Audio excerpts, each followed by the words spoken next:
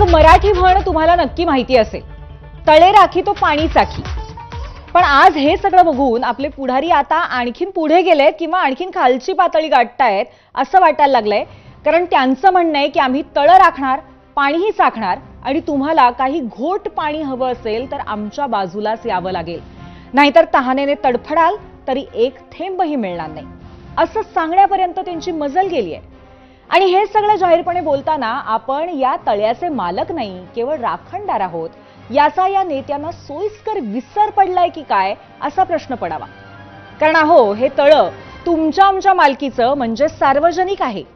निधीच्या या तळ्यावरती प्रत्येकाचा तितकाच हक्क आहे. त्यामुळे नेत्यांनी या निधीवरती मतांसाठी हक्क सांगणं हे किती योग्य आहे आणि कसं थांबवता येईल यावरच आज 0 आवरमध्ये आपण चर्चा करूया. त्यासाठी मी पूर्वी भावे तुमचं स्वागत करते. आता तुम्हाला वाटेल की इतक्या उपमा अलंकारात बोलायचं कारण काय, तर सध्या प्रचाराचा धुरळा उडतोय, त्यात रथी महारथी उतरलेले आहेत आणि त्यातूनच हा विषय सुरू झालाय. उपमुख्यमंत्री आणि राज्याचे अर्थमंत्री अजित पवारांच्या एका भाषणात त्यांनी केलेल्या विधानामुळे शुक्रवारी बारामतीमध्ये त्यांनी आपल्याच मतदारांना सांगितलं की तुमच्या हातामध्ये मत आहे तर माझ्या हातात निधी आहे, म्हणजे मला मत दिलं तरच तुमच्या शहराला निधी मिळेल असा अप्रत्यक्ष इशाराच दादांनी दिलाय. त्यावर बराच उलटसुलट प्रतिक्रिया उमटल्यानंतरही शनिवारी धाराशिवमध्ये पुन्हा एकदा दादा त्याच टोनमध्ये बोलत होते. ते तुम्ही स्वतःच ऐका. मला तुम्हाला सगळ्यांना आश्वस्त करायचंय. तुम्ही म्हणाल की दादा हे करताना पैसा लागतो, मलाही कळतंय. सगळी सोंग करता येतात पण तो पैशाचं सोंग नाही करतायत. मी तुमच्या पुढे बोलतो, माझ्या हातात राज्य सरकारचं तिजोरी आहे, त्याचं बजेट आहे 8 लाख कोटी.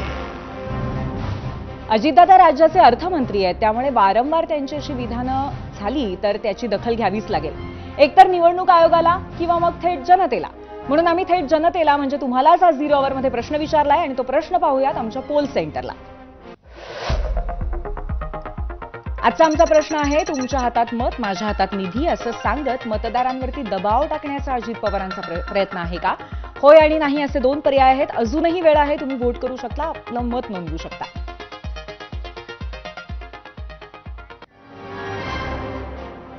आता यावरती तुम्ही प्रतिक्रिया आणि दिलेला कौल आणखीन काही वेळानं मी तुम्हाला सांगणारच आहे, पण त्याआधी दादांच्या या वक्तव्यावरती उमटलेल्या काही राजकीय प्रतिक्रिया आपण बघणार आहोत.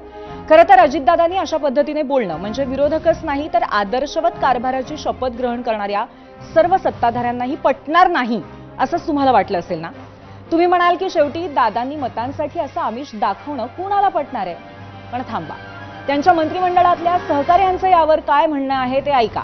आधी बघूयात भाजपचे प्रदेशाध्यक्ष राहिलेले ज्येष्ठ मंत्री चंद्रकांत दादा पाटील यांनी दिलेलं उत्तर.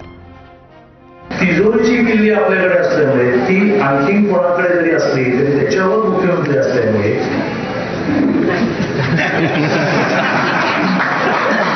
कारण समोरची वगैरे म्हणणार तिजोरीची किल्ली आमच्या हातात आहे, पण तिजोरीचा मालक आमच्याकडे आहे. त्यामुळे तिजोरीचा मालक इकडे आहे, त्यामुळे विकासाच्या बाबतीमध्ये काळजी करत नाही. नीट ऐकलं, तिजोरीची चावी तुमच्याकडे असली तरी मुख्यमंत्र्यांच्या परवानगीशिवाय तुम्हाला काही करता येणार नाही असंच तर दादा पाटलांनी अजितदादांना सुचवलंय. भाजपचे दुसरे ज्येष्ठ मंत्री आणि आणखीन एक माजी प्रदेशाध्यक्ष चंद्रशेखर बावनकुळे यांनाही काहीसं असंच म्हणायचंय. नाही, कुठल्याही फायनान्स डिपार्टमेंट जे महाराष्ट्राचं आहे त्यावर अजितदादा एकनाथ शिंदेजी मुख्यमंत्री बसूनच निधीच्या कुठल्याही विषयाचा निर्णय होतो. शेवटी आम्ही मंत्री आहोत, अजितदादा एक मंत्री आहे खात्याचे, पण शेवटी सर्व अधिकार मुख्यमंत्र्याला प्राप्त असतात कुठल्याही खात्याचे. शेवटी आम्हा लोकांना अधिकार डेलिगेट केले असतात, पण त्यावर जर ओव्हररूल करायचं असेल तर मुख्यमंत्री करू शकतात आणि त्यामुळं निधीच्या वाटपाचा निर्णय तरी तीनही मिळून करतात. निधी वाटपाचा निर्णय तिघे मिळून करतात असं बावनकुळे म्हणतायत खरं, पण मग जमिनीच्या पट्ट्यांच्या वाटपाचंही असंच एकत्र मिळून ते वाटप केलं जातं का? कारण शनिवारी भंडारा जिल्ह्यातील पवनीच्या मतदारांना त्यांनी घराचं आमिष दाखवलं होतं. तुम्ही नगराध्यक्ष निवडून द्या, कागद घेऊन या, पट्टे वाटपाची जबाबदारी माझी असं ते आपल्या उमेदवारांना उद्देशून म्हणाले होते. केवळ भाजपाचा नगराध्यक्ष झाला तरच जमिनी देईल असं सुद्धा महसूल मंत्र्यांचं म्हणणं होतं. असं तर हे नाहीये ना. ऐकूया. मी पट्टे वाटपाचा मंत्री आणि त्यामुळं भाजीपाला ताई तुम्ही तुमचा कागद घेऊन या, माझी सही घेऊन टाका. निवडणूक झाल्यावर नगराध्यक्ष झाल्यानंतर यादी बनवा. पौर्णिमध्ये कुणाकुणाकडे सरकारी जागेवर आहे पट्टे वाटप झाले नाही, ते पट्टे वाटप करण्याची जबाबदारी माझी आहे. मान्य जिल्हाधिकाऱ्याच्या माध्यमातून सर्व पट्टे वाटप करण्याचा निर्णय आपण या ठिकाणी करणार आहोत. असो, पट्टे वाटपावरनं आपण पुन्हा एकदा तिजोरीच्या चाव्यांकडे बोलूयात. विकास निधीबाबत अजित पवारांनी केलेल्या विधानांवरती राज्यभरामध्ये प्रतिक्रिया उमटल्या. त्यानंतर बहुधा दादांनाही थोडीशी उपरती झाली असावी, कारण काल जिंतूरच्या जाहीर सभेमध्ये त्यांनी जरा जपून बोललं पाहिजे असं कबूल केलंय. मी भाषणात बोलत नाही, मी कृती देखील करून दाखवतोय. आता सगळे कॅमेरे माझ्यावर लागलेले की दादा काय सांगतोय, काय बोलतोय, निधीच्या बद्दल काय बोलतोय.